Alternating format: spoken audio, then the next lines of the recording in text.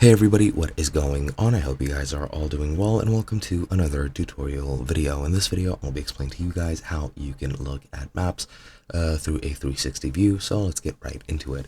Now on Google Maps, you pretty much only have one option when it comes to a 360 view, and that is going into Google Street View. Google Street View is, of course, the option to get into the perspective of a camera, which is either mounted on a cyclist or on a truck, car, or whatever, maybe even a person walking around, and pretty much from that perspective you can then see a full 360 view of their surroundings. So I'm going to demonstrate it.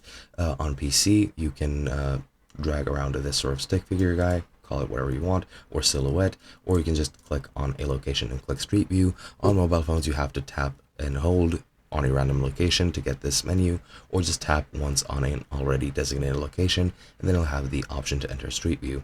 Now once I click on Street View, as you'll see, I can view a 360 view of that location where I'm currently at. You can zoom out however much you would like, and as you can see, it's currently mounted on a car, I believe. And now you can look at 360 from this angle. You can also click anywhere else here and it'll move you right over to where you can look at it through a 360 angle. And that is pretty much it. There really isn't anything else you can do.